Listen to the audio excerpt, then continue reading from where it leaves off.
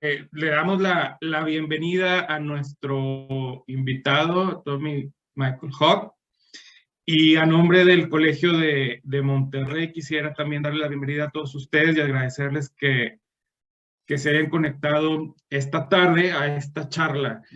Si me permiten, déjenme leer una brevísima semblanza de él. Él es fundador y director de TMA Consulting Investment Group, con más de 20 años de experiencia de negocios y consultoría, con proyectos en Alemania, Estados Unidos, Suiza y México.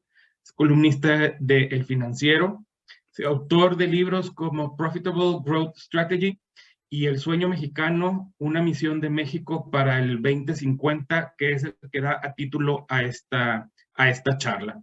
Así que, Tomás, primeramente te agradezco que hayas aceptado platicar aquí en el Colegio de Monterrey, que hayas aceptado nuestra invitación.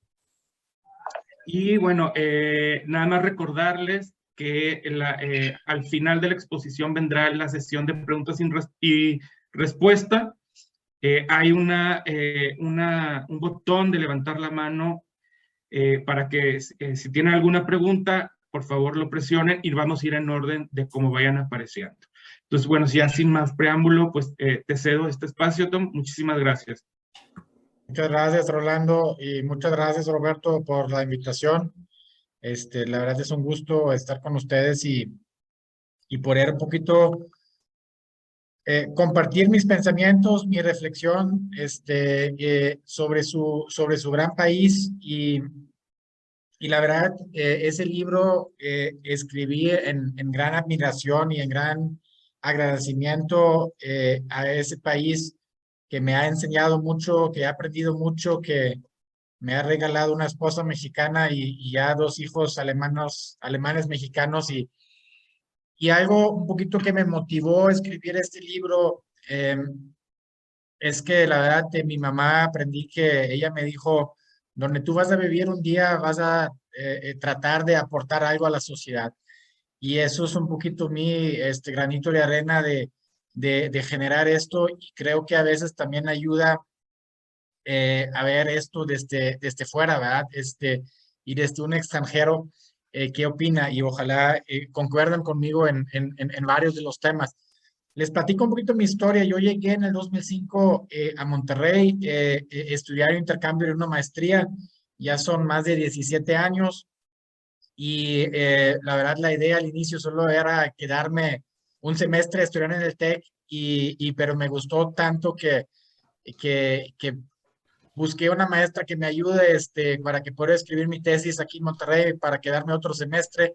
Entonces escribí mi tesis también aquí en Monterrey y sobre eso me quedé, y luego pude convencer a mis papás de poder quedarme en México. Pues creo que ya tengo una larga historia aquí y es parte de mi vida. Entonces, el título es El Sueño Mexicano. Les voy a, como introducción, solo para que sepan, en mi día a día yo soy consultor de negocio, tengo un despacho de consultoría. Mi día a día es trabajar con empresarios y empresarios, muchos de Monterrey, otros de la Ciudad de México, otros de Texas y unos de Europa, Alemania, que quieren venir a México. Pero eso es mi día a día, el tema de la planeación estratégica. Entonces, trabajamos con varias empresas grandes, con empresas medianas, pymes, y este tema, como lo quiero poner como introducción, eh, eh, que, que también me ha ayudado, creo que como consultor, a hacer un buen diagnóstico y entender el país y hacer una planeación estratégica para con México, ¿verdad? Y cuando hablo de planeación estratégica, obviamente en las empresas vamos 3 años, 5 años, pero en ese sentido hicimos y quiero invitarles a una visión un poquito más a largo plazo, más a 20, 30 años. Entonces, en el libro, el cual también con gusto luego Roberto se los puede compartir en el PDF, hay 11 capítulos, y eso también quiero platicar hoy con ustedes, la visión 2050, aplicarles y decirles cómo surge este sueño mexicano, de cómo me enamoré literalmente del país y más bien de la cultura de la gente, que a veces me preguntan, a ver, México sí tiene sus retos, pero ¿en qué son los mejores los mexicanos y las mexicanas? ¿En qué son número uno en el mundo? Y yo siempre contesto en el tema de la familia. Yo creo que no hay ningún país en el mundo donde es mejor crear familia, de hacer familia, donde todavía son conservadores y cuidan el matrimonio. Las mujeres, las chavas se emocionan y tienen una ilusión del matrimonio. Y eso es algo que he aprendido y que he apreciado mucho de su país. Y cuando haces tú un plan hacia largo plazo, yo siempre digo, tienes que construir sobre tu esencia, tienes que construir sobre lo bueno que tienes. Y lo mejor que tiene México es el valor y los valores de la familia y los valores familiares. Y también que es un país conservador, que eso, la verdad, me ha gustado. Lo menciono en el libro. Es un país también creyente, es un país que cree en Dios y creo que esto hay que resaltar. Digo, eso es lo que me atrajo mucho de México, que el mundo se está volteando mucho más liberal hoy en día. Y eso es algo que me ha gustado, pero esto también se está perdiendo, ¿verdad? A nivel, digamos, a nivel país, y como nosotros como padres de familia o como abuelos tenemos que cuidar esto para las siguientes generaciones, que esta esencia no se pierde. Sí, voy a hablar de un poquito lo que yo creo que debe hacer México, ¿verdad? Hacia dónde tenemos que irnos, pero siempre tienes que partir y ese punto A de donde partes, que si quieres llegar a un punto B a largo plazo, es fundamental, ¿verdad? Y esto, México tiene que hacer su propio diseño y tiene que invitar a la gente de adaptar, y yo lo llamo como el sueño mexicano, como en relación al The American Dream, el sueño americano, que yo hice mi sueño mexicano aquí ahora por 17 años. Obviamente en el camino, y me han enseñado varios de ustedes que conozco y que me da mucho gusto saludarlos aquí, ahí con Francisco en el Club Alemán, y los dichos mexicanos, ¿verdad? Y lo que yo he aprendido, ciertos dichos habla mucho de tu cultura, habla mucho de quiénes son, ¿verdad? Eh, entonces, me ha tocado, obviamente, dichos positivos que he aprendido, pero también dichos negativos que he tenido que aprender, en temas de el que tranza no avanza, que sí es un dicho que tristemente nos caracteriza en una otra forma, ¿verdad? Y literal, en mi primer día fue ese shock cultural que yo tenía cuando un amigo, compañero del colegio, me llevó al TEC de Monterrey y en el camino nos paró un tránsito y yo no entendía la situación, no hablaba yo español y de repente el tránsito le dio a mi amigo una libreta y mi amigo luego le regresa la libreta y yo como que no entendí lo que está pasando y le pregunto, ¿qué pasó? ¿Por qué un tránsito te da una libreta? Y me dice, bueno, pues es que me paró y manejé rápido y me pidió moche. Y yo, ¿cómo? ¿Cómo es eso? Y le di 100 pesos en su libreta y le regresé la libreta. Y yo, digo, como alemán blanco y negro, que vengo de una cultura donde todo se hace o se trata de hacer correcto, fue para mí un shock cultural, que dije, oye, pues cómo, no entendí, ¿verdad? Entonces, ahí fue como mi primer así como que enfrentamiento con temas de corrupción, en el día a día, y es algo que obviamente vemos en la pirámide, tanto a día a día, y lo vemos en los altos niveles también. Y creo que es algo que en todos los países existe la corrupción, ¿verdad? Pero aquí, lo que yo he visto que es como un cáncer, que son temas que tenemos que mejorar, que son paradigmas que tenemos que romper, el tema de la corrupción, el tema de la impunidad, ¿verdad? Porque si no, obviamente, el costo de oportunidad de no cambiar en estos temas, pues va a limitar el crecimiento, el desarrollo del país y vamos a limitar también el crecimiento y el desarrollo de las siguientes generaciones. Eh, Hay otros dichos, que me han gustado mucho, que por ejemplo otro es que el que madruga, Dios le ayuda, que eso es algo también que he visto mucho también en la ciudad, aquí de Monterrey. Los regios son muy trabajadores, tienen una cultura de ahorro y trabajo, que me ha gustado mucho y creo que me he podido identificar con la cultura alemana también, que es mucho también con ser conservador en el tema de las finanzas ser ahorradores, y también, pues el trabajo, ¿verdad? Y eso seguramente concuerdan conmigo que a nivel Monterrey, a nivel aquí entre los regios, han tenido generaciones excelentes que han crecido y han aportado a una ciudad, y esto con el cambio generacional, si se pasa, pues, esos valores a las siguientes generaciones a veces se pierden y como dicen aquí, nos chiflamos, ¿verdad? Entonces eso es algo que el libro del sueño mexicano es muy dirigido a tomadores de decisión, pero también mucho a los jóvenes, para que lean esto y que dicen, oye, pues, ¿qué tenemos que defender? ¿Qué valores nos enseñaron nuestros abuelos, nuestros papás y que tenemos que seguir, digamos, profesando? Y me ha también, al final del día, pude viajar en todo el país. Conozco muchísimas ciudades, tanto de trabajo y tanto de vacaciones, y pues es un país extraordinario. Em, Voy a hablar y ahorita un poquito también de México sí se puede, que lo que yo creo que es una frase que usamos mucho, ¿verdad? Y a veces puede ser que no tiene la contundencia que realmente necesitamos, pero mi intención es que hacia 20, 30 años podremos decir, una generación puede decir, oye, sí pudimos, ¿verdad? Hace como unos 5 o 6 años, la OCDE hizo una proyección que México pudiera ser, regresar al top 10 de las economías más importantes del mundo, pudiera ser en el séptimo, octavo lugar en unos 20, 30 años, ¿sí? Por la geografía que tiene, por las oportunidades que vienen hacia el futuro. Entonces, hay oportunidades que tenemos que cuidar a nivel de políticas económicas, a nivel de inversión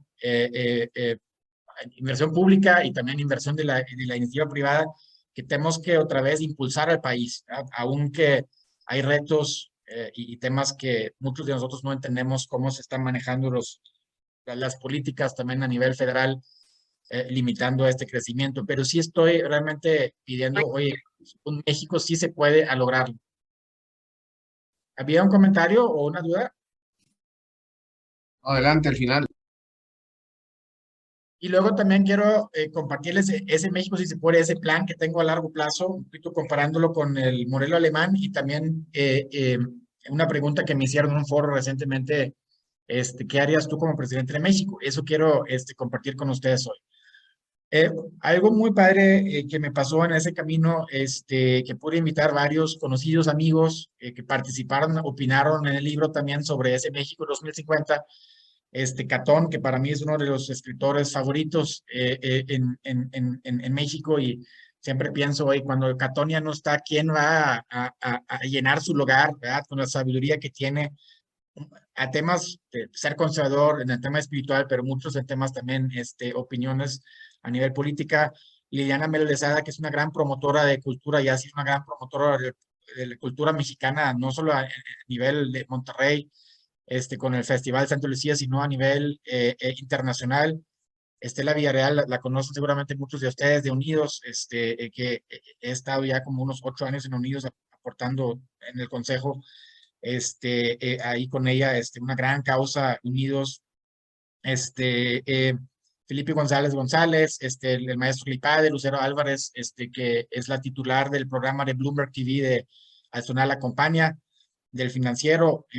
Carlos Muñoz, varios de ustedes lo conocen seguramente, el mediocampista tigre y seleccionado mexicano en el Mundial 86, y nuestro gran amigo Fernando Turner, también de CAT, con el ex secretario de Economía, que es gran amigo mío, que me han complementado un poquito esta visión hacia el largo plazo. Y quería abrir esto un poquito, ¿qué opinan ellos de México? Yo sé que ustedes también, muchos de ustedes, y los buenos que tenemos que ser equipo, opinan similar, ¿verdad? Por ejemplo, Catón dice que tenemos que retornar a los valores espirituales, tener fe en nosotros, y realmente buscar el bien del prójimo mexicano y el bien de nuestra nación. Liliana enfatiza en el tema de la gran biodiversidad que tiene el país, ¿verdad? La gran fuerza humana que tiene México, y obviamente los recursos naturales que se tiene. Entonces, ella visualiza a largo plazo un país más limpio, menos pobre y con absoluta igualdad de género. Y enfatizo es igualdad de género, ¿verdad? No es un tema de ideología de género, que también es un tema que también lo veo en forma muy personal en peligro en lo que está pasando ahorita, ese movimiento liberal que hay, que tenemos que también defender los valores y en mi opinión personal también tenemos que defender el matrimonio entre hombre y mujer. El tema de que Felipe González González, que ha sido uno de mis mentores y maestros desde el 2008 en el IPADE, él dice que necesitamos gente que se le está jugando para con México y con México, ¿verdad? Y pensamos en un todo y pensamos también en la gente más vulnerable. Y Fernando, don Fernando, el que tiene 15 plantas en 12 países, ¿verdad? El crecimiento de la empresa Capcom ha sido impresionante en los últimos años y él me platica esas historias como los directores y gerentes de las plantas en otros países, también en Capcom Alemania, por ejemplo, que son mexicanos, que lideran ahí la planta y son muy trabajadores, son muy líderes. Y él dice que los mexicanos somos muy competentes, muy trabajadores y con muchas aspiraciones. Estela Villarreal habla un poquito más con el tema de la conciencia social, ¿verdad? Que ella lo ve en los jóvenes y también en cuando hacemos los encuentros con nuestros amigos de discapacidad, ve como hay una hambre y una conciencia social en los jóvenes mucho más elevada que antes y ojalá eso podamos realmente convertir en una mayor solidaridad para con México y un mayor involucramiento de la gente pues en temas sociales, en temas también luego políticos. Lucero habla del tema de la educación, que tenemos que mejorar el tema y el acceso a la educación, aunque yo creo que el acceso a la educación se ha mejorado, todavía no como debe, pero se ha mejorado, pero tenemos que trabajar en mejorar la educación y distribuir mejor la riqueza. Y Carlos Muñoz, desde su perspectiva también, ser entrenador de las fuerzas básicas por muchos años en los Tigres, pues habla que tenemos que tener disciplina y México necesita una disciplina, ¿verdad? Una disciplina y honestidad para hacer crecer el país y crecer como individuos. Y la que viene aquí, que es Daniela, que ha colaborado conmigo varios años, ella tiene 22 años y ella también escribió una parte en el libro donde ella narra y dice, desde su punto de vista, su generación, ella está convencida que su generación va a cambiar las formas como hacerlas y hacerlas en forma diferente. Entonces, eso como cuando ahorita, creo que ya lo compartieron ahí en el chat, el libro, eso complementa mucho. Entonces, mi mensaje es darle fe a México, mi mensaje es darle esperanza a México, mi mensaje es romper paradigmas de siempre. Y creo que nosotros como tomadores de decisión tenemos que darles esas herramientas a los jóvenes y que comunicamos esto mucho más con los jóvenes. Entonces, eso es un poquito mi aportación de nuevo, el sueño mexicano hacia el 2050. Aquí ven la página de mexicandream.mx donde está el libro. Siéntense libremente de compartir el libro, es la intención que se difunde, que haya una reflexión y que haya una conversación sobre esto. En la pregunta, si tú fueras presidente de México, ¿qué harías? Entonces, voy a platicarles ahorita concluyendo un poquito sobre 5 puntos y con 5 puntos principales del libro. El primero ya mencioné, que es construyen sobre lo mejor que tiene México, defienden los valores y los principios éticos y morales que existen en el país. Estos valores y principios que han forjado y que han sido testimonios, ciertos papás, ciertos abuelos, abuelas, mamás, hay que seguirlo haciendo, porque si hay un ataque hacia la familia, hay un ataque hacia los valores, y nos podemos ir perdiendo, pero eso es algo que es mi punto de partido, ¿verdad? Cuando vemos 20 y 30 años, deben ser estos mismos valores morales, éticos, conservadores, que deben seguir siendo parte del DNA mexicano. Segundo, y eso nos compete un poquito a nosotros, que estamos en toma de decisiones en la parte de la IP o que estamos en la toma de decisiones en la parte política, necesitamos invertir en esta generación joven. México es uno de los países más jóvenes del mundo. México tiene 29 años en promedio. Tiene una ventaja demográfica. Alemania tiene en promedio 48 años, China 42 años, Estados Unidos también casi 40 años. Entonces son con Alemania casi 20 años de diferencia. Entonces siempre digo, no solo tiene México una ventaja geográfica, por ir estando dentro de la NAFTA o hoy en día del TEMEC, sino tiene una ventaja demográfica. Y es todavía mucho más importante porque muchos países buscan talento, buscan atraer talento, buscan atraer los mentes más brillantes. Y en México tú ya lo tienes, esta generación. Pero nosotros, si no hacemos productiva esta generación, y yo lo llamo la generación de oro, va a ser una pérdida enorme de valor. Entonces, yo ojalá haya más políticos, más digo, a nivel de toma de decisión de la administración federal y también la toma de decisión a nivel estatal o municipal, que realmente invertimos más en los jóvenes, ¿verdad? Y darles oportunidades.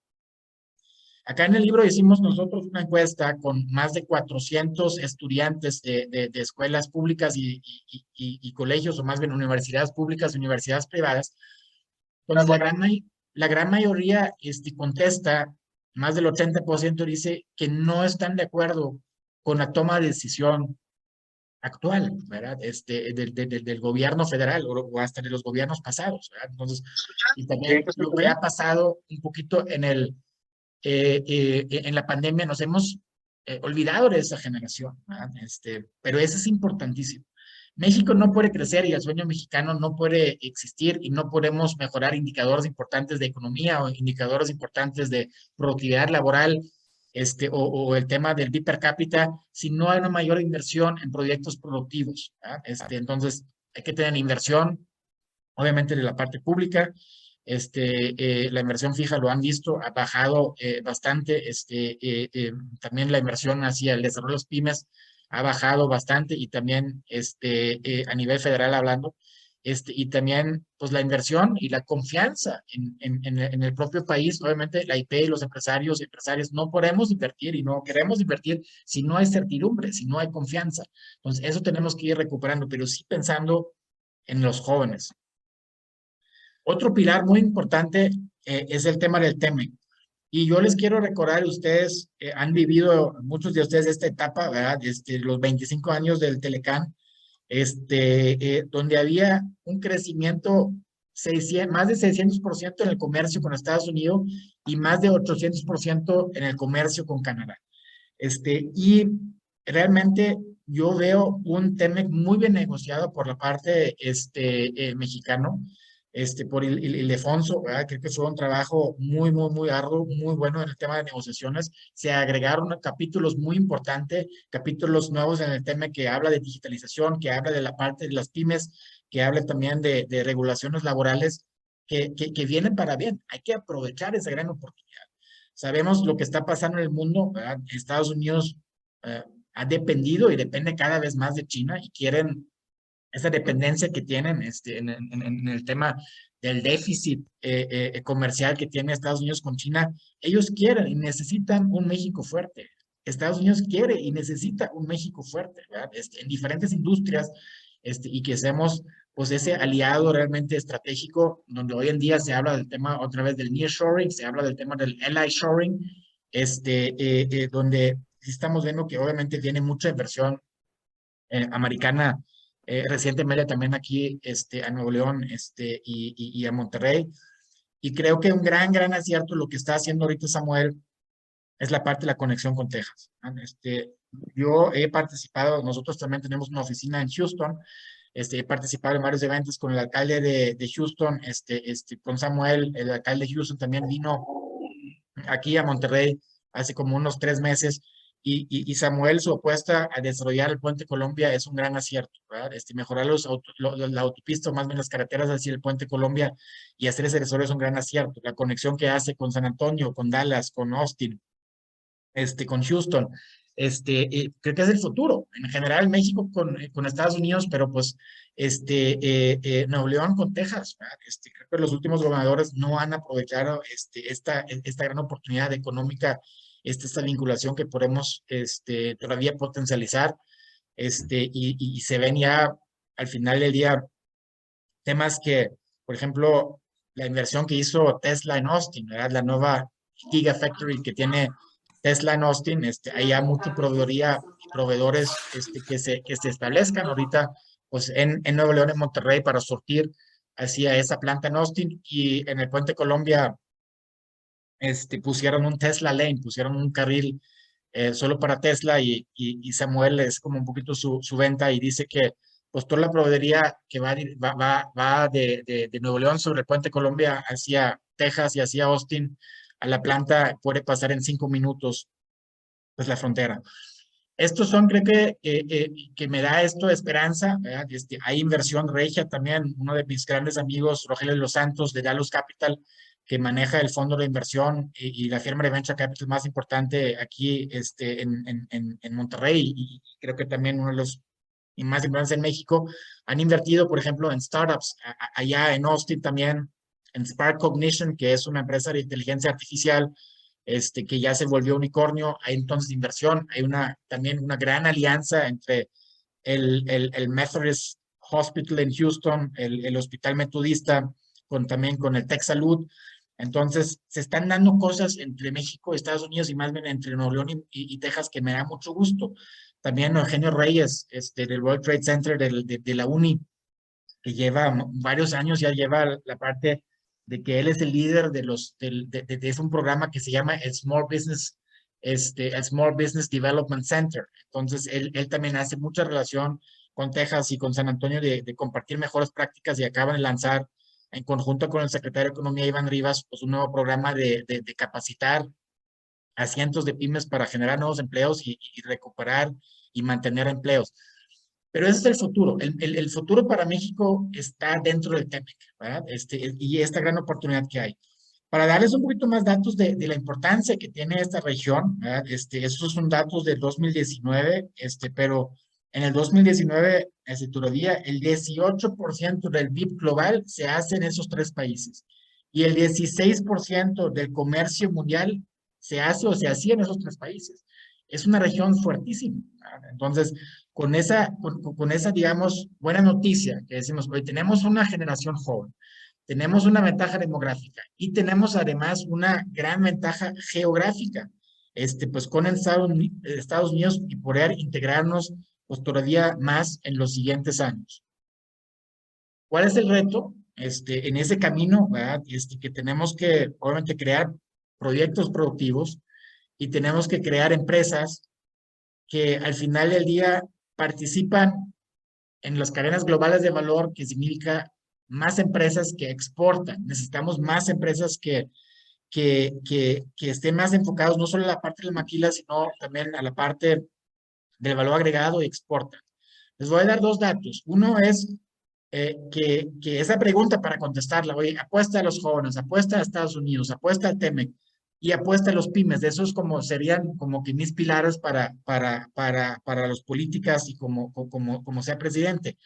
Un tema es el desarrollo de las pymes. En cualquier economía, ¿verdad? La columna vertebral de una economía son las pymes. Las pymes tienen que ser fuertes, tienen que ser desarrollados, tienen que tener mejores prácticas, tienen que estar certificados.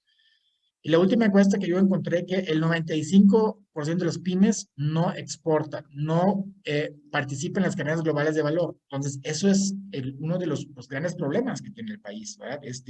Donde muchos de ellos, por falta de información, porque no les interesa, y muchos por falta de certificación, ¿verdad? Entonces, esto es algo que tendría yo y trato de yo impulsar y mencionar mucho, pues hay que mejorar el desarrollo de las pymes, el crecimiento de las pymes. Si las pymes crecen, tienen mejores finanzas, hay automáticamente mejor empleo y empleo mejor pagado. Y eso tiene un impacto directo a uno de los indicadores más importantes que yo pondría como un indicador que tenemos que tener todos como mexicanos, cómo mejoramos el PIB per cápita. Porque el PIB per cápita no se ha mejorado pues en los últimos 30, 40 años. Si nosotros vemos que al final del día, pues podemos traducir lo que es el PIB per cápita, es al final del día lo que trae la gente en la bolsa para invertir, para gastar.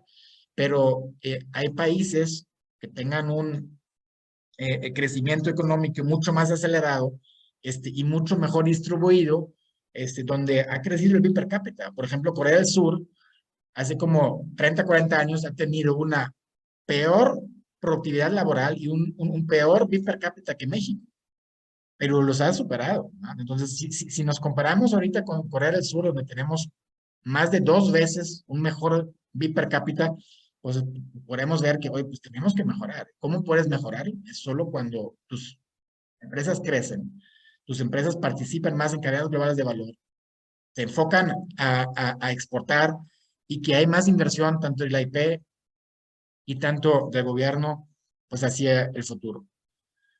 ¿Por qué hablo tanto del tema de las pymes? De nuevo, las pymes son la columna vertebral de cualquier economía. Porque en cualquier economía, y eso es en Alemania y en Estados Unidos es lo mismo, ¿verdad?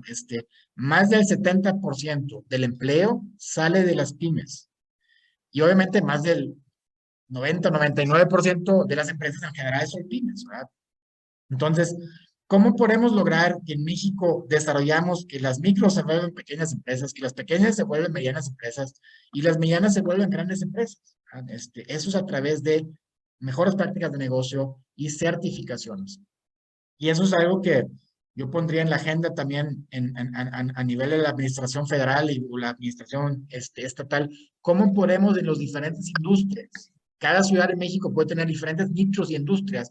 ¿Cómo podemos lograr que las empresas se certifiquen en esos nichos? Certificaciones significa que una certificación es la entrada para participar en una cadena global de valor y para poder exportar.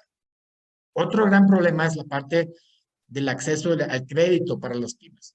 Es mucho más fácil adquirir un crédito a tasas razonables en Estados Unidos o en Alemania, y también a nivel regulatorio y a nivel de garantías que te piden. Entonces, obviamente las grandes empresas de México, pues tienen este acceso al tema del crédito, pero pues, y ciertas medianas, pero las micro y pequeñas empresas no tienen, ¿verdad? Entonces, falta capacitación, falta certificación, y falta la parte también del acceso al tema del crédito para los pymes, porque de nuevo, eso es el pilar. Yo tengo 2 conceptos y así lo escribo en el libro y lo repito. Para que una sociedad sea sana, ¿sí? Los matrimonios tienen que estar sanos, ¿sí? Entonces, familias sanas, matrimonios sanos, son la columna vertebral de una sociedad. Y sobre eso puedes crecer el país, en la parte social. En la parte económica, de nuevo, las pymes son la columna vertebral de una economía. Cuando ahorita voy a hacer una comparativa entre diferentes países y diferentes economías, y en esta parte hay un concepto del tema de la competitividad de Michael Porter, seguramente varios de ustedes lo conocen, es el gurú de la estrategia.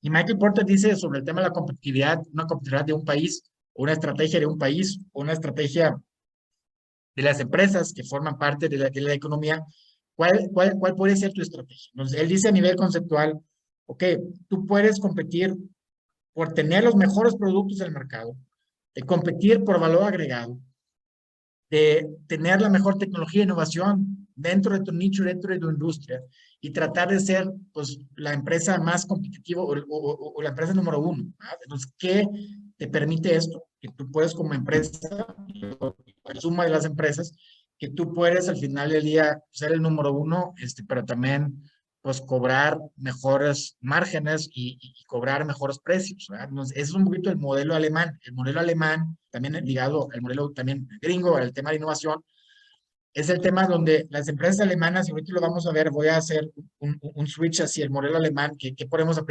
aprender de la economía alemana y las empresas en México, es que una empresa alemana, aunque sea pyme o aunque sea familiar, pues busca ser el número uno en su nicho, el número uno en su industria, va a buscar tener la mayor calidad, va a buscar tener innovación, y va a buscar, al final del día, crecimiento.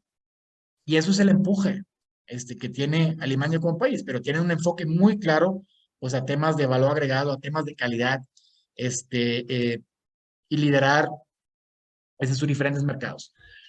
Entonces, Michael Porter dice, hay en ese concepto esta estrategia de competir por valor agregado, pero también puedes competir a costo, ¿verdad? A costos bajos. Entonces, es la famosa estrategia, la segunda estrategia que puedes decir, no, pues yo voy a competir más por un modelo de maquila.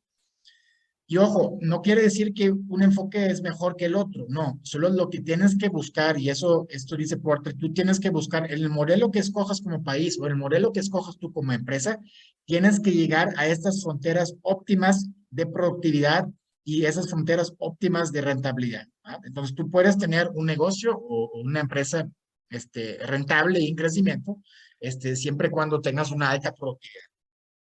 Y eso es el modelo de Maquila, que ese modelo de la Maquila, digo, con gran admiración que tengo hacia China en ese sentido, ¿verdad? Han creído un modelo muy poderoso en el tema de la Maquila, en el tema de la manufactura, en la agilidad que tienen en el tema de la manufactura, que se ha vuelto pues un país cada vez más competitivo, ¿verdad? Y a nivel económico, China en 3 años va a ser la economía más grande del mundo. No a PIB per cápita, pero a temas del tamaño de la economía, va a ser la economía más grande del mundo. Y Estados Unidos depende muchísimo a nivel de exportaciones que hace China hacia Estados Unidos y obviamente pues, pues van muchos dólares hacia China, entonces están bien financiadas pues estas empresas y han tenido un crecimiento muy importante también, pues, de sus pymes y el desarrollo de sus pymes y en sí el desarrollo de sus pymes, pues, con su clase media. Pero son modelos más óptimos, ¿verdad? La gran pregunta es, ¿dónde está México? ¿Sí? Y hay diferentes, si lo pueden buscar, ¿verdad? Hay diferentes rankings de competitividad. Hay un ranking de competitividad de una universidad en Suiza, de IMD, y hay otro ranking del World Economic Forum. En estos rankings se ve que la competitividad de un país depende de su infraestructura, pues depende del tema de su innovación, depende también de su tema de su inversión. Normalmente, Singapur, Estados Unidos, Alemania, pero recientemente, ¿verdad? Ahorita hay nuevos retos con Rusia y con el tema de crisis de los aumentos de los precios, pero al final del día, México ha empeorado en su competitividad en este ranking. Y Alemania y Estados Unidos siempre están normalmente en el top 5 y China está avanzando, ya están en el top 30. México ha estado también en el top 30 hace unos años, hace como unos 10 años, y ahorita pues desde la nueva administración nueva federal han empeorado del lugar 48 al lugar 54. Pero eso les digo, miren, hoy en día estamos, creo que en el lugar número 16 como la economía más grande del mundo, México. Nos acaba de superar, creo que Indonesia. Este, eh, y a nivel competitividad estamos en el lugar 54. Entonces, si solo ves ese balance, pues te tiene que llamar la atención. ¿Cómo somos el país número 16 en tamaño económico, pero cómo tenemos una tan mala competitividad, ¿verdad? Entonces, falta infraestructura, falta inversión, falta innovación, falta el tema de valor agregado, pues que eso es que China que está haciendo, ¿verdad? China sí está llegando, es un país óptimo en sus temas de productividad y el tema de la maquila y el crecimiento económico que tiene. De hecho, China ha sido el único país que creció durante la pandemia. En el 2020, con la pandemia, China creció 2%. Y cada vez más se está pareciendo ya no solo un país de maquila. Si tú vas en temas de semiconductores, en temas de celulares, en temas tecnológicos, en temas de máquinas y equipos de automatización, están entre el top 10 de los productos que exporta China, ¿verdad? China también cada vez más está fabricando, manufacturando y exportando productos de valor agregado. Entonces, sí se está convirtiendo en una economía cada vez mucho más fuerte. Ahora, en este juego, de nuevo, México, ¿dónde está? A mí me ha tocado trabajar con muchas empresas grandes aquí en México, interactuar con ellos, digo, Cemex, por ser un ejemplo aquí de Monterrey, FEMSA, muy ejemplar el legado que dejó Eugenio García, y una empresa que me gusta mucho es Bimbo. Los servicios, cómo han también pasado valores de una generación a la otra, pero hoy en día es la panificadora más grande del mundo. Entonces, cuando yo voy a esas empresas y los veo, trabajo con ellos, veo, son competitivos a nivel mundial. Tienen implementar las mejores prácticas en sus empresas. Están certificados en diferentes prácticas y procesos que tienen. Y de nuevo, son empresas top a nivel mundial. la gran brecha que hay entre las empresas top de México, las grandes, y de nuevo las pymes, y el desarrollo que tienen las pymes en mejores prácticas que pueden tener en temas de comercialización, en temas de exportación, en temas de RH, en temas de finanzas, o en temas en la parte operativa, ¿verdad? Entonces, esto es el reto donde está esta brecha, donde en México la brecha de las pymes, de nuevo, ¿por qué lo enfatizo tanto? Porque aquí tenemos que meterle más desarrollo para que podamos mejorar la competitividad del país y también que estos países cada vez tengan un mayor enfoque a temas de valor agregado, usen el recurso humano, el talento que tiene, y cada vez más buscamos exportar. ¿Qué está pasando hoy en día? ¿Verdad? Eso es una foto que pudimos haber tomado hace como 2, 3 años, antes de la pandemia. Pero ¿qué está pasando? Y esto narra Michael Porter, que en estas fronteras óptimas de productividad muchas veces hay disrupciones o se están cambiando las reglas del juego. Hoy en día, yo como consultor digo, nunca ha sido más complejo en la historia de los negocios hacer negocio, porque hay una múltiple disrupción. ¿Qué es eso, una múltiple disrupción? Tenemos una disrupción digital, ya desde varios años las empresas están empezando a digitalizar. Si tú no estás en ese tren de digitalizarte, usar tecnologías, ¿verdad? Te vas a quedar atrás. Hay una disrupción logística, ¿verdad? Esto es por el tema de la pandemia, donde las cadenas globales de valor, pues se ha rompido, ¿verdad? Entonces, hay un gran problema, pues con el tema del suministro de varios bienes, al final del día, naturales o bienes básicos, ¿verdad? Estamos viendo el tema del agua en Monterrey, el mismo problema del agua hay en varias ciudades en Alemania. Estamos viendo a nivel mundial el tema, cómo estamos acabando los recursos, ¿verdad? El gas, el agua. Entonces, pues son disrupciones que antes no había. Entonces, son limitantes y son disrupciones donde tu empresa pues tiene que ver cómo vas a navegar, cómo vas a ser competitivo hoy en día digitalmente, tecnológicamente, logísticamente, y financieramente también. ¿Qué tan líquida está tu empresa?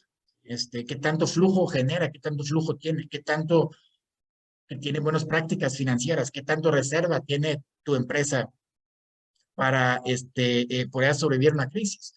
Y hay una disrupción, obviamente, política en varios países, ¿verdad? Donde vemos, pues, un liderazgo cada vez más polémico, un liderazgo político también a nivel nacional, ¿verdad? Yo siempre me pregunto si me podría yo imaginar una Angela Merkel haciendo una sesión de una mañanera, pues es impensable para mí. Es cultural que veo esto todas las mañanas, es algo impresionante, digo, y al final del día es una estrategia de comunicación y es al final del día también una estrategia de propaganda, cómo el presidente domina los medios hoy en día, ¿verdad? Entonces, es algo peligroso y tenemos que romperlo y tenemos que ver cómo generamos un futuro diferente entre, obviamente, políticas económicas diferentes, cómo generamos empresas de mayor valor agregado, y cómo recuperamos en el tema de la inversión hacia el país, hacia infraestructura, hacia los jóvenes, hacia tecnologías, fortaleciendo ciertas industrias que tenemos. Estos son las reglas del juego. Entonces, siempre hay una ventaja o una desventaja. Una desventaja es, oye, si no estás subido al tren, pues te puede ir muy difícil. Pero también, cuando se cambian las reglas del juego, puedes hacer, así lo dicen los gringos, un salto de rana. Los gringos dicen leapfrog, puedes hacer un salto de rana y ir buscando competir en esos nuevos ambientes. Y eso es un poquito también mi propuesta. Pues, aportamos a esto, invertimos en México, desarrollamos las pymes, y que tengamos un poquito más, digamos, políticas como lo tienen en Texas, pro-business y small government. Entonces, impulsar los negocios, ¿verdad? Y al final del día también que el gobierno no nos estorba en esto. Esto es una gráfica que también quería compartir con ustedes en el sentido de que ven el desarrollo y el crecimiento económico que ha proyectado China. Ahorita ven aquí una línea roja punteada, que es el crecimiento económico que ha proyectado China antes de la pandemia. Y luego ven cuál ha sido el desempeño, ven la línea roja completa, cuál es el desempeño que ha tenido pues China con la pandemia, ¿verdad? Nos ven que obviamente les pegó también pues 2019, más bien el 2020, pues les pegó, pues aquí obviamente el tema económico a China, pero se han recuperado muy rápido, ¿verdad? Y han recuperado en una cierta forma su crecimiento. Si vemos la línea punteada amarilla, que esas son las economías emergentes sin China, que donde está dentro, al final del día, México también, y vemos cómo les ha pegado la pandemia, ¿verdad? Entonces, les ha pegado mucho más fuerte la pandemia. Nosotros no nos hemos recuperado a los niveles de 2018, ¿verdad? Y creo que bueno, nos vamos a tardar 3, 4 años a nivel de PIB de recuperarnos a nivel de 2018 y todavía más tiempo de recuperarnos a nivel de PIB per cápita, ¿verdad? Entonces, eso es un tema donde tú ves ya economías que no tienen al final del día una economía interna fuerte, que no tienen desarrolladas sus pymes, que no están conectados con diferentes cadenas globales de valor, pues van a batallar más de recuperarse y crecer. Entonces, eso es el reto. Y ahí ven el dato también que China en el 2020 creció 2%. ¿Verdad? Y eso es esa pregunta, ¿qué tan competitivo es el país? Y ese análisis lo tenemos que entender y tenemos que hacer conclusiones, hipótesis y al final del día acciones claves, pues de empujar y recuperar, pues de nuevo el país. Pero se ha vuelto más complejo, ¿verdad? Hablando de coronavirus, hablando del tema de inflación, hablando de escasez de productos, pero existe esta gran oportunidad dentro del TEMEC, ¿verdad? El mundo occidental se está reconfigurando. Alemania está buscando ya poder aliarse aún más y mejor con México, ¿verdad? Estados Unidos necesita un México fuerte. China y Rusia pues están haciendo pues, esa alianza pues, en el mundo oriental. Entonces, ahí está donde tenemos que jugar. Quiero hacer y concluir un poquito mi mensaje de la generación joven, el tema de las pymes, pero cuál debe ser el modelo económico ya de una empresa, y que he escrito un libro hace 2 años que se llama A Profitable Growth Strategy, que es una estrategia de crecimiento rentable y son las 7 mejores prácticas pues, de empresas alemanas.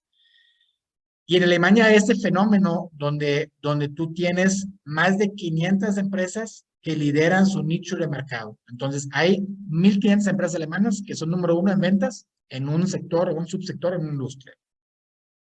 Y eso, de nuevo, como les dije, es la columna vertebral de Alemania. Estas empresas, que muchos de esos son pymes y medianas empresas.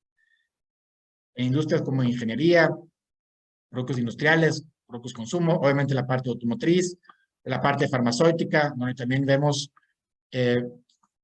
pues la reciente, digamos, innovación de BioNTech. BioNTech es la empresa que desarrolló la primera vacuna, mRNA, en el mundo, que BioNTech, esa empresa de Mainz, Alemania, dio los derechos de producción y distribución a Pfizer. Entonces, tú ves un enfoque en Alemania hacia crear empresas de valor agregado. Y esto es pues, un enfoque al final y múltiple en diferentes industrias. Y si hacemos esa comparación, a ver, ¿qué es o qué ha sido en el pasado, al menos el éxito de la economía alemana? Y aquí ven cómo están distribuidos las diferentes empresas y aquí ven el poder que tienen las pymes y las medianas empresas en Alemania. En Alemania hay, y aquí lo ven, 10,000 empresas que facturan entre 50 millones de dólares a $1,000 millones o más en euros. ¿Sí? Entonces, eso es la columna vertebral de empresas poderosas de valor agregado que exportan y que dan buenos empleos en Alemania. El 37% de esas empresas medianas exportan, ¿verdad? Del total de exportación de Alemania, el 37% viene de este segmento. Y otro 31% llega de las pymes, empresas que facturan menos de 50 millones de dólares, donde hay muchos, pero aquí está el secreto, aquí están esas empresas líderes. Entonces, el ser una pyme en Alemania, la verdad, te aplaudan, ser una pyme eras reconocido, ¿verdad? Y aquí a veces en México, pues como que, pues tengo una pyme, ¿no? Pues, es algo de realmente de mucho elogio, es algo de felicitarlo, es algo de impulsarlo, y eso es el secreto del éxito de la economía alemana está en sus pymes, están en pymes desarrolladas. Y si vemos aquí, ven muy notoriamente entre Alemania oriental, otro día, y Alemania al final del día occidental, ¿Dónde están esas empresas? Entonces, están muy bien distribuidos. Aquí vemos München, Stuttgart, Ruhrgebiet, Düsseldorf, Köln, y vemos Hannover, Hamburg. Sí hay ciudades grandes, pero tú ves, esos puntitos que tú ves, son esas empresas grandes a nivel de su facturación, con su estructura mediana y con como ser una empresa familiar, pero están en diferentes partes y en diferentes pueblos. Entonces, en cada municipio tú encuentras uno, dos, tres de esas empresas que dan buen empleo y pagan buenos salarios. Entonces, eso es un poquito que da esa estabilidad, esas pymes dan estabilidad pues a la sociedad a nivel económico. Entonces, por eso como que estoy tanto enfatizando, inviertan en las pymes, inviertan en los jóvenes, y lo que podemos al final del día aprender los alemanes, que estas son las 7 prácticas que narran este otro libro, enfócanse a calidad, enfócanse a ser el mejor en el nicho a nivel de innovación, a nivel de exportación, y eso te hace una empresa estable, te hace una empresa con crecimiento sustentable, con crecimiento al final del día rentable también. Esas 7 prácticas y que narran el libro es que nosotros somos muy enfocados. A veces nos dicen los alemanes la cultura es blanco y negro, ¿verdad? Pero nos ayuda mucho en los negocios de trabajar sobre metas y tener una estrategia y perseguir esa estrategia. Entonces tenemos de nuevo un enfoque a alta calidad, a temas de procesos de calidad, certificamos la calidad, el tema de ISO 9000 conocen muchos, pero no solo hay esos, digamos, certificaciones de calidad, sino lo hay en diferentes industrias, diferentes procesos. Tratamos de ser el mejor en nuestro nicho, tratamos de innovar, ¿verdad? Entonces, estos ingredientes que tú tienes la más alta calidad en tu industria, lideras tu nicho, buscas tener una innovación funcional, naturalmente te genera una demanda internacional y empiezas a exportar. Y eso es obviamente un modelo donde también con finanzas, tener reservas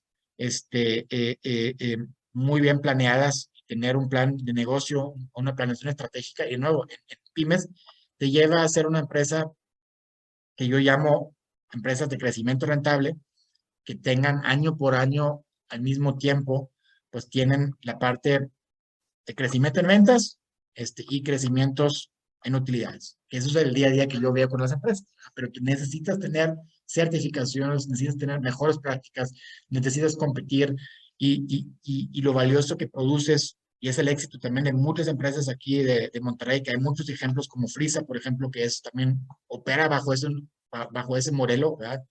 Donde tenemos que crear más empresas de ese tipo que nos integramos con Estados Unidos. Es un poquito el resumen que tengo con el mejor ejemplo que he tenido 16 años como una líder de un país. He estado como estudiante también en el partido estudiantil de Angela Merkel, y pues una gran líder, ¿verdad? Entonces también creo que es una gran pregunta que tenemos que hacernos.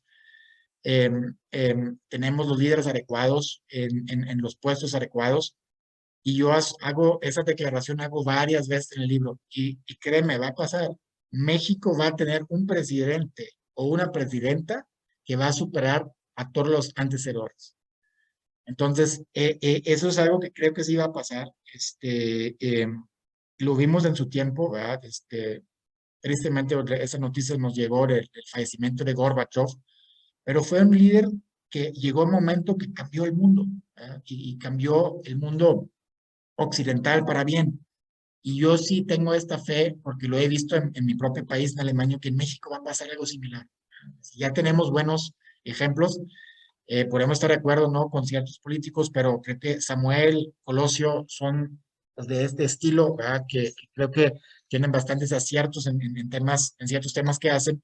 Entonces yo ojalá salgan estos liderazgos y como futuros presidentes de México. Estoy hablando de los próximos 20, 30 años, ¿verdad?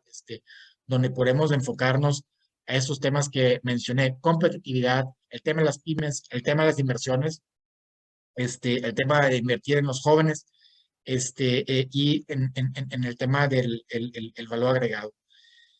Eso es lo que quería compartir con ustedes, ¿verdad? En agradecimiento y admiración hacia su país, con los retos que tenemos, sacar el potencial de su extraordinario país, y algo también que yo aprendí en el IPADE, ¿verdad? De buscar trascender cada uno, pero haciendo equipo, y siendo una sociedad más exitosa, una sociedad más competitiva, un país más desarrollado. Y esa es la visión a largo plazo hacia el 2050, donde vamos a crear esto en conjunto, basándonos en la esencia de los valores familiares, la educación, la competitividad, la tecnología, y los principios.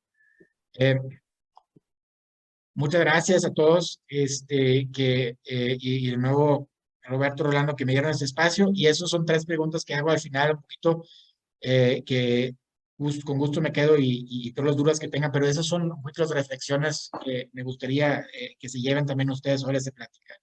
¿Cuáles son las bondades del país y de su gente? ¿Verdad? ¿Cómo construimos sobre esto? ¿Cómo invertimos más y mejor en los jóvenes? ¿Y cómo fomentamos proyectos productivos y cómo fomentamos la inversión? Eso como son esas preguntas de reflexión. Por eso los dejo y muy contento por poder responder sus preguntas, dudas, y aclaraciones. Tommy, muchas gracias por tu exposición. Antes que nada, también quería decir, como bien lo mencionaste, compartimos en el chat el PDF con el libro para quien lo quiera descargar y leerlo, ¿no? Gracias por compartirlo. Yo quisiera nada más empezar haciendo una pregunta. Bueno, estoy totalmente de acuerdo contigo en que el camino al desarrollo y al crecimiento es a través del ahorro y la inversión. Eso nos queda muy claro. Y hay estados de la República en los que se entiende que así es, estados como Nuevo León, como Jalisco, Querétaro, que han entendido que a través del fomento a la inversión, pues es como se logra salir y crecer. Pero tenemos otro México que no comparte esa visión. Tenemos un México que ve con desconfianza al empresario, que ve con desconfianza la inversión, que lo ve como si se estuviera aprovechando de ello. ¿Cómo conciliarías esas visiones? ¿Cómo podrías tú cambiar esa visión de ese México que no es como estos estados? Yo creo que es un tema de liderazgo, ¿verdad? Tenemos que tener y fomentar los liderazgos importantes a nivel político también en esos estados, pero creo que también es sentarse con ellos y decir, oye, a ver, no tenemos que pelearnos, ¿verdad? Yo sí creo en el concepto de los nichos, yo sí creo en el concepto de las diferentes industrias. Entonces, hay regiones de México que son muy ricos y en el tema de la agricultura podemos, creo que, y debemos definir, ok, quién es bueno para qué, ¿sí? Entonces, podemos ver la verdad, la parte de Jalisco, Guadalajara, es el tema de, lo dicen en Silicon Valley de México, en el tema de temas de productos de tecnología, Monterrey con el tema de manufactura, industria 4.0, pues tenemos un liderazgo también en el tema de farmacéutica en la Ciudad de México y en Guadalajara, más al sur, tenemos otros recursos donde podemos irlos aprovechando y dirigiendo a diferentes industrias. Y eso es mi respuesta ahí, Rolando. Creo que tenemos que definir cuál debe ser la estrategia y cuál deben ser las industrias que debemos empujar a nivel sectorial en los estados. Entonces, en esa definición estratégica, pues vamos a ir asignando recursos, y vamos a tratar de hacer proyectos productivos hacia esas industrias para que se pueda integrar en una forma más global, en los cadenas globales de valor, pero por sectorial, ¿verdad?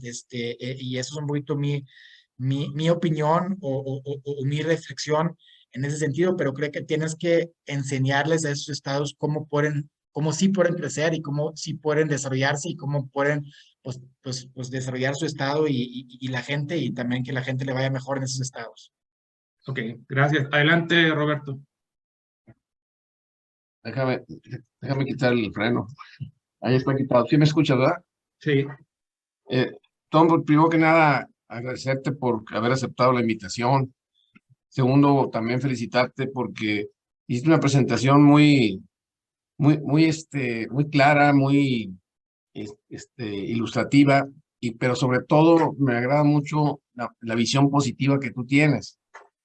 Yo, a pesar de esa visión positiva, tengo mis 2, 3 cuestionamientos, y no porque yo sea negativo, sino porque pues, lo ve uno y eso es lo que quisiera compartir. Y va un poco en el sentido de la pregunta que hizo ahorita Rolando. Yo creo que hay un expresidente muy polémico como fue Carlos Salinas de Gortari, en el cual él creo que tomó la mejor de las decisiones en aquel entonces cuando hizo el Tratado de Libre Comercio. México era un país petrolero, eminentemente, y ahí ya se diversificó, y entonces el petróleo pasó a unos términos, y no, ahorita estaríamos bien tronados. Podrá haber tenido muchas otras cosas muy criticables el expresidente Carlos Salinas, pero en eso sí fue muy atinado. Y creo que lo que ahí saca como moraleja es el hecho de que el poner reglas claras a los empresarios es como mejor puede funcionar, donde tú sabes que no te van a cambiar las reglas del juego, que lamentablemente hoy en día esas políticas económicas que se toman desde el nivel federal, ejecutivo federal, pues no dan esa confianza y hay ese freno hacia la inversión. Sin embargo, como decía Rolando, yo veo al menos 3 Méxicos diferentes. Uno en el lado norte, donde es ajeno al centro y al sur, vamos a decir, en el sentido como es un poco independiente, muy apegado al Tratado de Libre Comercio, y que es por eso que están muy bien, porque tienen bastante exportación. En el centro están bien también, pero más que nada porque ahí están los proveedores importantes del gobierno. Y entonces es una especie de capitalismo de cuates que está ahí y está pues, protegido. Viene un presidente que quizá los cambia, pero viene siendo mismo capitalismo de cuates, ¿no? Y el sureste, donde está muy caído, que ya lo decía Rolando, y estoy de acuerdo con él, con excepción del mero sureste, donde está el turismo, allá en Quintana Roo o en Mérida que las cosas están bien en Mérida, ¿no? Hay algunos otros países, perdón, estados que se conectaron con el Tratado de Libre Comercio, que también los menciona Rolando, como pues es Aguascalientes, Querétaro, no sé cuál otro más por ahí, en el cual la economía tienen crecimientos superiores al promedio de México, pero muy superiores. Entonces, cuando tú haces el promedio, pues México va mal. Y yo he escuchado a economistas decir que México ahorita debería ser la séptima, octava, por ahí entre séptima y octava, potencia en cuanto a la economía. Y no lo es, andamos en el 15, 17, no sé qué lugar, más o menos. ¿Y qué es lo que ha pasado? Pues que hay un sector muy fuerte en México que no le ha entrado al Tratado de Libre Comercio. Las razones no las sé exactamente, me las puedo imaginar, pero no las voy a compartir en este momento. Y ese sector sí aprovechó el Tratado de Libre Comercio y ahora el TEMEC, perdón, y creo que es lo que está haciendo que esto funcione. Pero si tú agarras ahorita Nuevo León, yo acabo de leer en la prensa que Nuevo León tiene niveles históricos de inversión directa extranjera, que tiene ya empleos superiores a los que tenía antes de la pandemia. O sea, como que Nuevo León se ha recuperado gracias a eso que está en el Tratado de Libre Comercio. Y es ese sector del sur que no se conecta y que además está como que muy cómodo porque le dan muchos impuestos para que compense un poco esa diferencia, pues tiene amolado a México y tiene amolado a ellos porque como que les gusta esa comodidad de recibir el lana sin mucho esfuerzo. Al menos esa es la visión que de aquí se ve, no lo sé. Y por eso me gustó tu plática, porque es una visión, no de alguien mexicano que es de un extranjero que radica en México, pero que trae la cultura de otros países, en el cual pues es más, se agradece más ese tipo de visión que nos presentaste ahorita, ¿no? Entonces, ¿cómo va a arreglar México su problema? Pues no sé si se va a dividir, no sé si el sureste lo entienda, no sé si hay ese liderazgo que tú dices que hace falta, que nazca, que crezca, pero veo muy difícil la situación. Sin embargo, yo me siento un poco tranquilo porque estoy en Nuevo León y en Nuevo León las cosas están más decentes, ¿no? Y creo que, por más mal que en 2 años haga el Ejecutivo Federal, tome medidas equivocadas, pues a lo mejor ya no nos afecta tanto y habrá después, si el que lo releva no tiene ese mismo pensamiento, pues oportunidad de retomar y tomar ese liderazgo que debiera estar en la economía número 7 en México, a cuando menos el norte colabore para que así sea, ¿no? No sé si tú lo ves de esa manera o ¿qué piensas con Mira, al respecto a final eso? del día, también con el ex gobernador del Banco de México, con Guillermo Ortiz, hablé ese tema y creo que el diagnóstico está, el diagnóstico que describiste tú también es correcto, ¿verdad? Em, pero creo que sí necesitamos tener una visión más a largo plazo y esa visión compartirlo de nuevo con la generación joven. Eso es nuestra responsabilidad. Si tú quieres romper paradigmas, el paradigma de que dices ahorita, pues la política de los cuates en la Ciudad de México, pues es difícil hacerlo con la gente que ahorita está ahí, ¿verdad? Pero creo que si nosotros sembramos en los jóvenes el debe ser y cómo podemos hacer las cosas y pintarles esa visión, oye, ¿a dónde podremos llegar como país? Y los diferentes regiones, ¿verdad? Igual no vas a llevar ciertos estados a nivel de Nuevo León, pero marginalmente los puedes ir marginando, marginalmente los puedes ir mejorando, pero en una forma donde le vaya mejor a la gente, en una forma así a ciertos sectores, pero esto a largo plazo, y creo que la gente la puedes recoger cuando tengas una narrativa común, y eso es mi objetivo, ¿verdad? Esa narrativa del futuro, algo también positivo. Sí tenemos los retos enormes, ¿verdad? Pero eso creo que quiero sembrar, ¿verdad? Que nosotros vemos esto y platicamos eso con los jóvenes, que le demos la información, pero no solo verlo pesimista y lo negativo, sino pintarles una visión donde sí podemos cambiar. Digo, muchos países en Asia han hecho ese cambio, ¿no? En 2 décadas. Y al menos es mi profecía narrativa, mi fe que México puede lograr, ¿verdad? Y ojalá podamos adaptar esas ideas y esos ejemplos que tenga Nuevo León, y replicarlos en otros estados.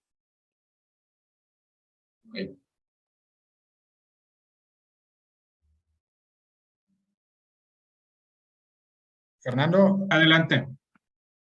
Hola, ¿qué tal? Tommy, muchas gracias por esta presentación muy interesante y pues interesantísimos los libros. Ten la seguridad que los vamos a leer con mucho interés. Yo creo que hay un punto al que quisiera referirme, que es el de las microempresas o pequeñas y medianas empresas, que como bien dices son la gran masa de la actividad económica en muchos países o en todos. Y yo he vivido de cerca la experiencia de los microempresarios y la verdad es que las microempresas requieren macroempresarios, ¿eh? Porque se requiere ser muy, muy buen empresario para sobrevivir en una microempresa o en una empresa mediana.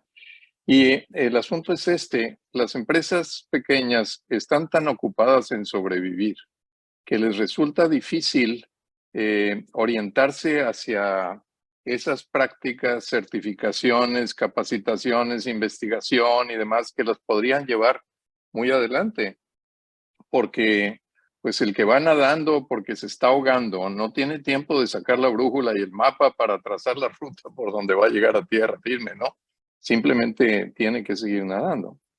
Y en ese sentido yo te pregunto, si no será esto una cuestión de diferentes factores, ¿cómo puede el sector de las microempresas o medianas empresas llegar a esas prácticas y a esas certificaciones que son tan importantes para avanzar?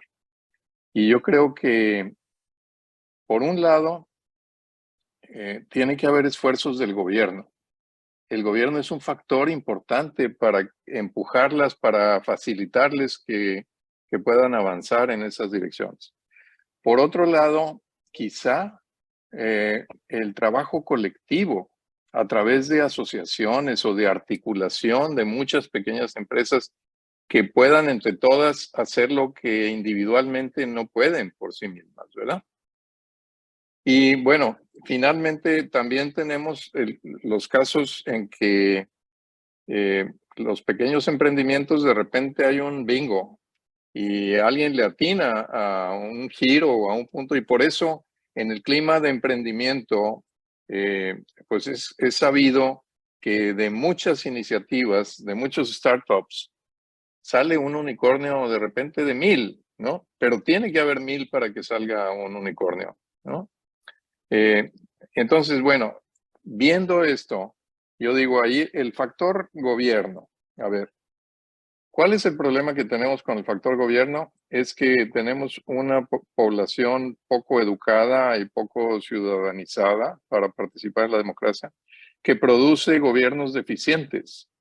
Y los gobiernos deficientes producen educación deficiente que genera más población deficientemente ciudadanizada, ¿no? Entonces es como un círculo vicioso. Esto lo tenemos que romper de alguna manera encontrar la manera de romperlo para lograr lo que tú decías. Un gran presidente, un gran gobernador, esos son los que hacen los cambios y pueden romper el círculo vicioso. Por otro lado, propiciar la labor gremial o colectiva de las microempresas y medianas empresas para que colectivamente puedan hacer lo que quizá en lo individual les resulta más difícil. La planeación estratégica, la adopción de prácticas de primer mundo, etcétera, etcétera. Y finalmente, propiciar que haya el mayor número de emprendimientos posible. Eso se está haciendo en Nuevo León, pues con bastante intensidad, como tú sabes, dentro de muchos ámbitos, ¿no? Incluido lo que hace Fernando Turner, el tecnológico, Rogelio de los Santos, etcétera, ¿no? Entonces, esos tres factores, propiciar el emprendimiento, lograr un buen gobierno y propiciar la labor gremial o colectiva de las pequeñas y medianas empresas, no serán llaves para facilitar que ocurra lo que queremos que ocurra. Sí, muy de acuerdo, Fernando. Al final del día, en la parte de la reflexión, yo creo que tenemos que tener más claro que tenemos una responsabilidad con la siguiente generación. Y eso era mi driver también y motivación de escribir el libro y compartirlo y discutirlo, conversarlo con ustedes, porque creo que es un tema, digo, a temas de liderazgo, podemos decir a nivel presidente, gobernador o a nivel de un empresario, microempresario, pues es que tú puedes pensar, oye, pues voy a hacer un negocio o voy a hacer una empresa. Para hacer un negocio es hacer lana para ti, ¿verdad? Entonces es un poquito a nivel de ese enfoque cultural, decir, pues bueno, está bien, la generación de riqueza, pero hay un tema de realmente que creo que tenemos que, en el liderazgo de México, en los diferentes ámbitos políticos, empresariales, crecer en ese sentido, pues es un compromiso para la siguiente generación. Yo me tengo que comprometer con la siguiente generación, yo me tengo que comprometer con mis empleados, pagarles mejor y esas familias. Y en las grandes empresas lo es, pero las microempresas tienen que cambiar ese chip de negocio hacia empresa, ¿verdad? Y yo sí creo que eso tenemos que fomentar a nivel gobierno, tener un enfoque más hacia, pues, pro México, hacia un enfoque más, de qué nos conviene, ¿verdad? Entonces, estos temas destructivos que ves, solo pensar en mí mismo, en mi negocio, en mi trinchera, ni hablar de temas de corrupción, ¿verdad? Donde hay un enriquecimiento, pues, enorme, increíble, que es un costo de oportunidad muy alto. Entonces, es un poquito mi reflexión. Y muy de acuerdo contigo que las pymes debemos ir empujando. Y yo creo que el Small Business Development Center o los centers en Estados Unidos es el mejor ejemplo, y lo que hace Eugenio Reyes ahorita en conjunto con Iván Rivas, pues digo, son buenas iniciativas, pero tenemos que esto no solo a 600 empresas, tiene que ser miles de empresas. Hay conceptos que ya funcionan afuera, el desarrollo de los pymes, el tema de la educación dual, de fortalecer las carreras técnicas, son conceptos que funcionan, pero si yo veo los metas que tienen aquí, que dicen, no, pues queremos, en Alemania son 1 millón de jóvenes que cada año están en la educación dual, que están en carreras técnicas, y en México están hablando, no, pues vamos a buscar que sean 100,000, tienen que ser también millones de gente que tenemos que invertir y estar, pues, mejorando su educación, las carreras técnicas, ¿verdad? Y invertir en esa parte. El gobierno tiene una gran responsabilidad, pero sí necesita un líder que entiende de economía, y que piensa en las siguientes generaciones y que piensa y que quiere un México próspero y que quiere un México competitivo, ¿verdad? Y yo creo que cada vez que generamos más conversaciones y esas conversaciones lo llevamos a los jóvenes, porque yo sí creo que, Fernando, es igual lo que sembramos ahorita, igual no lo van a agarrar ahorita, ni en el siguiente sexenio, pero igual lo van a agarrar en 10 años, en 15 años, agarran el libro y no, voy a ir y voy a implementar esto y ahí vamos a dar este cambio, y creo que es nuestra responsabilidad. Y eso trato de, mi día a día es cómo poder dejar un mejor México, un mejor Monterrey a mis hijos. Si ellos deciden vivir aquí, eso es mi driver. Más allá de hacer negocio, más allá, digo, pues eso, el negocio, el dinero, pues nunca puede ser un fin, ¿verdad? Es un medio al final del día, y ese fin de tener un México más bendecido, más próspero, hay que platicarlos en estos foros y inyectarlos a los jóvenes, compartirlos. Y sí tengo esta fe, Fernando y Roberto, Rolando y todos los que están ahí, que los jóvenes ya también están cansados, ¿verdad? Y quieren algo diferente. Y yo creo que ciertos líderes los van a ir jalando hacia ese sueño, hacia 2050, y a veces tienes que declararlo, ¿verdad? Tienes que declararlo que así va a ser, y que va a surgir esos liderazgos, y no tenemos que esconder con ningún otro país, ni con ningún otro empresario, con ninguna otra tecnología del mundo. México puede, y tiene tantas ventajas, pero tenemos que querer. Y yo creo que eso es lo importante que tenemos que fomentar, el querer este sueño y conversarlo, reflexionarlo y la verdad, pues gracias por de nuevo darme este espacio y por colaborar y pensar en términos similares, ¿verdad? Para potencializar este gran país que yo he conocido. Muchas gracias, Tommy. Muy de acuerdo. Oye, déjame nomás un pequeño comentario. Adelante. Tony, tú hablas de la educación y yo estoy de acuerdo, sí, la educación.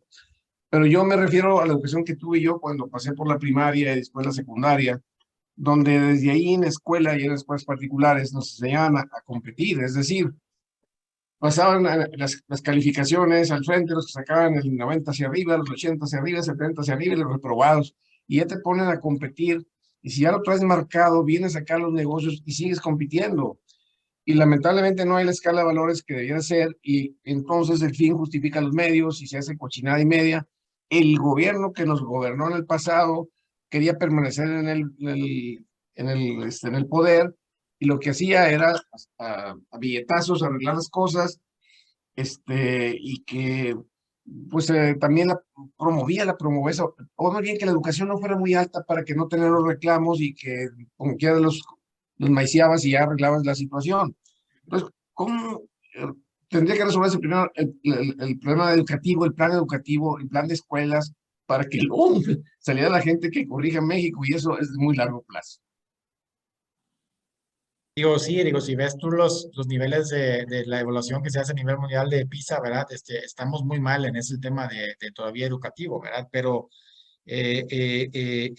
yo sí creo que hoy en día, digo, yo siempre trato de ver las cosas positivas de ciertos temas. Tú tienes una generación joven que cada vez está más conectada digitalmente, que cada vez hay más acceso a la educación y más acceso a información y conocimiento.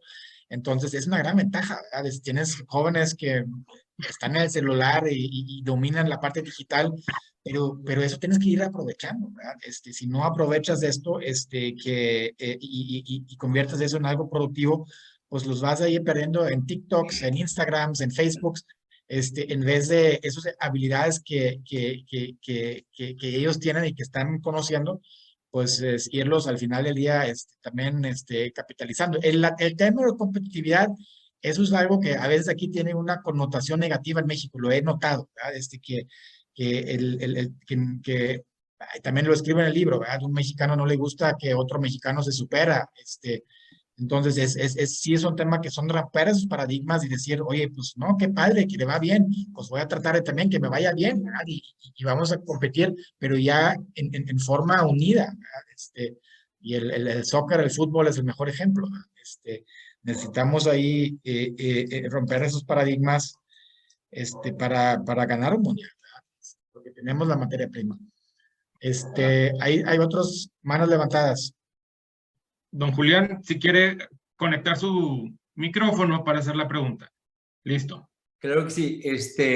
Tomás, tu plática muy clara, excelente. He escuchado yo comentarios de que en Alemania el ratio entre el mínimo o el salario de un técnico versus el profesionista o director general, gerente de una empresa mediana, pequeña, es muy corto. Es cierto, ¿y cómo lo hizo Alemania para lograr en el tiempo reducir ese gap, que es el que te hace que la riqueza se transfiera hacia las gentes educadas que practican, con el millón de personas, de muchachos que están estudiando carreras técnicas, en fin? Acá la carrera técnica no está muy valorada en México. Entonces, si es cierto eso, ¿cómo logró y en cuántos años logró Alemania llegar hacer ese gap tan pequeño o pequeño?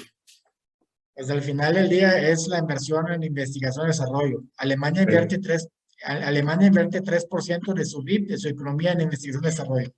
Israel invierte 5% de su PIB en investigación y desarrollo. México invierte menos de 1% en temas de investigación y desarrollo. Es un ejemplo que te puedo dar.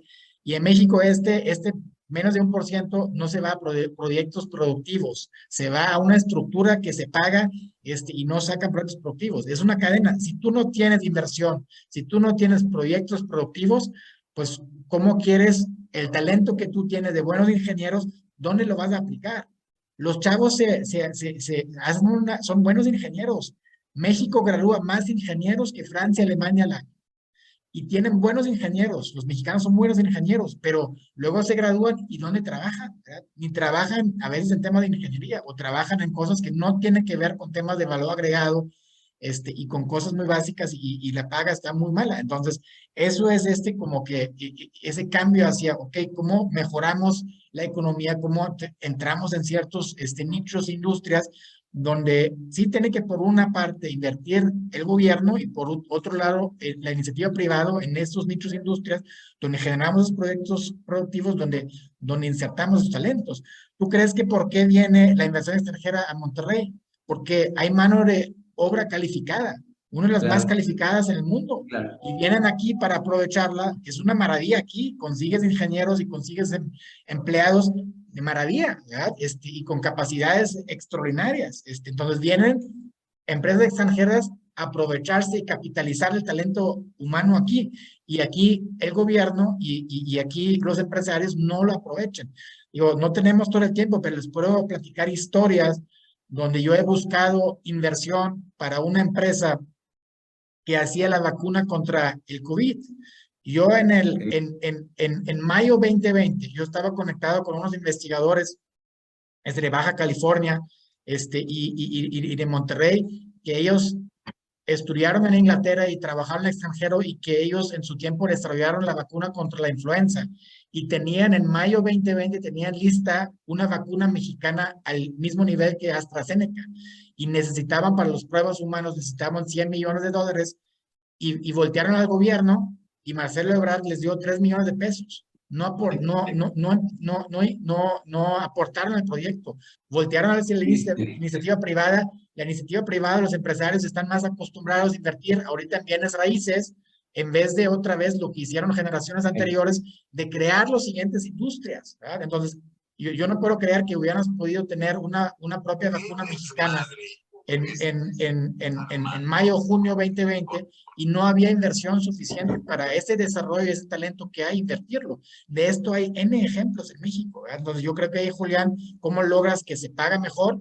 Pues sí, necesitas de inversión, proyectos productivos donde ya tu gente se pone a trabajar en esto y las empresas tener más un chip hacia esto. Eso es mi día a día. Yo empujo a los empresarios de empresas, oye, ¿cómo podemos lograr crecer, desarrollarnos, y cómo podemos ir a exportar o vincularnos mejor, y que aprovechemos esos recursos que tenemos? Excelente intervención, Julián. Muchas gracias. Al contrario, muchas gracias. Muy padre contestación. Te felicito, Tomás. Gracias, Julián. Amigo Raúl. Tommy, buenas tardes. Buenas tardes a ti, buenas tardes a todos. Pues yo debo decirles a mis amigos del Colegio de Monterrey que yo conocí a Tommy, pues creo que fue el año pasado, si mal no me acuerdo, en varias reuniones que teníamos ahí en la Asociación Nacional de Empresarios Independientes. Y cuando él dio a conocer su libro, me interesó mucho. Lo leí con todo detenimiento, y no solamente eso, sino lo que hice fue compartirlo con mis hijos, con mis nietos, con amigos, con jóvenes, porque realmente Tommy lo que está haciendo es una labor disruptiva. Y con todo respeto, esta labor disruptiva a nosotros los viejitos nos cuesta mucho trabajo entenderla, porque estamos ya dentro de un marco de referencia, de un marco de experiencias, y nos basamos mucho en lo que hemos vivido. No es crítica, es simplemente un apunte. Yo lo que invitaría al Colegio de Monterrey, y por eso fue cuando hablé con Roberto, me habló hace como 3 semanas o algo así, no recuerdo, que pidiéndome que qué conferencistas recomendaba yo, y inmediatamente me vino a la mente Tommy. ¿Y por qué lo hice? Porque nosotros lo que tenemos que hacer es una labor de difusión, es una labor de comunicación con nuestros nietos, con nuestros sobrinos, con nuestros amigos jóvenes, con la gente que trabaja con nosotros. Creo que esa labor, si nos comprometemos a hacerlo, creo que podemos multiplicar el optimismo de Tommy, que yo lo tengo. Debo decirles que yo lo tengo. El segundo eje de acción es que nosotros, a nuestra edad, créanmelo, tenemos una gran influencia en muchísima gente, en muchísimos círculos. Y lo que tenemos que hacer es inyectar, traspasar ese optimismo de Tommy para que la gente vaya comprando la idea. Es decir, tenemos que romper paradigmas. Yo no creo que necesariamente nosotros vayamos a aplicar lo que está haciendo Tommy, porque ya tenemos una estructura. Ojalá pudiéramos hacerlo. Y el tercer eje, ¿saben cuál es? Y eso es algo que lo voy a compartir aquí en público con Tommy. Es que ya le tengo preparada una serie de reuniones con diputados y con los pre, incluyendo las corcholatas, para que él les platique de esta propuesta. Ojalá se les pegue algo, ojalá, pero eso es lo que tenemos que hacer: difusión, promoción y comunicación. Yo aprecio mucho haberte conocido, Tommy, porque realmente, y no es por echarte alabanzas, pero creo que tú eres un instrumento que puede provocar el cambio, por lo menos, como decía Roberto González, aquí en Monterrey, en el norte y en algunos lugares más. Pero lo que nosotros tenemos que hacer es ser detonadores, multiplicadores de esta comunicación y de este optimismo. Muchas gracias y gracias por permitirme tomar la palabra. Gracias, don Raúl. Y claro, le tomamos la palabra y es parte del objetivo también del colegio, el hacer estas charlas para hacer esa labor de comunicación. Y bueno, si no hay alguna otra pregunta, no queremos abusar de tu tiempo. No sé si hay algún otro comentario. Pues nos resta nada más que agradecerte, Tommy, que hayas aceptado estar con nosotros aquí en el Colegio de Monterrey, y felicitarte por tu labor y agradecerte de nuevo tu generosidad, compartir tus ideas y tu libro con nosotros. Muchísimas gracias. Muchas gracias. Dios los bendiga mucho a todos. Gracias por hacer equipo y estoy a sus órdenes. Oye, hay una persona ahí que quiere preguntar, ahí levantó la manita. A ver. ¿quién? Ah, perdón, adelante. A ver, Orlando Ortiz. Solís, perdón.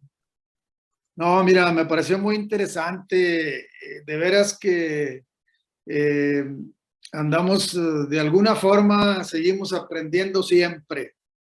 Y yo quiero mencionar pues que dónde puedo conseguir tu libro, me interesa mucho.